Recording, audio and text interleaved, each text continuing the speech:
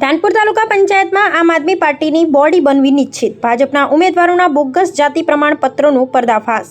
ધાનપુર તાલુકા પંચાયતની ચૂંટણીમાં જનતાએ પરિવર્તન માટે મત આપી દીધો છે। 24માંથી 12 બેઠકો પર આમ આદમી પાર્ટીનો ભવ્ય વિજય થયો છે ને ભાજપ 12 બેઠકો પર સીમિત રહી ગયું છે। ભાજપના ગઢ ગણાતા ધાનપુરમાં ઝાડુએ કમળને ધરાશય કર્યું છે।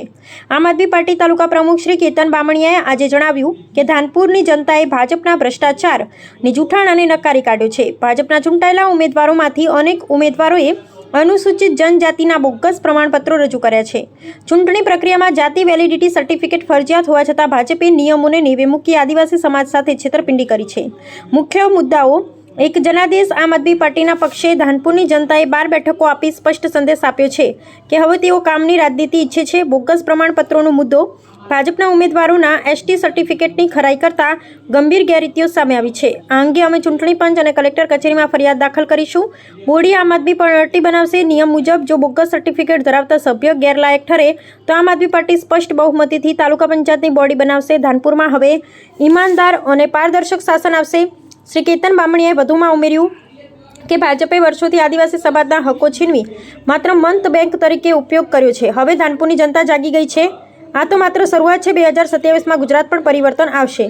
આમ આદમી પાર્ટી ધાનપુરની જનતાનો આભાર માને છે અને વચન આપે છે કે શિક્ષણ, આરોગ્ય, પાણી અને રોજગારના મુદ્દે ધાનપુરને મોડલ તાલુકો બનાવવામાં આવશે। રિપોર્ટર શ્રીકાંતભાઈ કે વહોનિયા। સૌને જોહર અને જાહેર એક સંદેશ આપીએ છીએ અને જાહેર રીતે અમે જણાવીએ છીએ કે ધાનપુર તાલુકા પંચાયત આમ આદમી પાર્ટીની બોડી બેસે છે।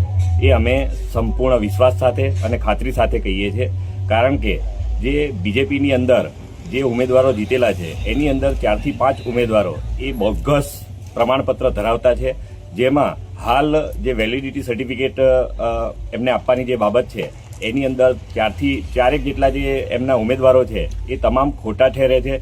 એના લીધે અમે સ્પષ્ટપણે માનીએ છીએ અને જો સરકારી તંત્ર આની સંપૂર્ણ રીતે તપાસ કરે તો 3 થી 4 ઉમેદવારો એવા છે જે એસટી કેન્ડિડેટ છે, એમના જે બોગસ એટલે અનુસૂચિત જનજાતિના પ્રમાણપત્રની ખરાઈ થઈ શકે તેમ નથી। એટલા માટે અમે એમની ઉપર સામેથી જ કહીએ છીએ કે 2018નો કાયદો અને 2020ના નિયમો સંગતમાં એમનું અનુસૂચિત જનજાતિનું પ્રમાણપત્ર ખોટું ઠેરે છે। એમની પાસે 1950 પહેલાના કોઈ પણ પુરાવા નથી। એટલા માટે અમે દાવા સાથે કહીએ છીએ કે ધાનપુર તાલુકા પંચાયત આમ આદમી પાર્ટીની બોડી બેસે છે અને આખા ધાનપુરની અંદર આ એક લહેર છે એ અમે સાચી રીતે સાબિત કરીશું અને અમારી બોડી બેસાડીશું એ અમે ખાતરી સાથે અને વિશ્વાસ સાથે તમને જણાવીએ છીએ। જોહાર, જય આદિવાસી। આપણું નામ સર? કેતન બામણીયા।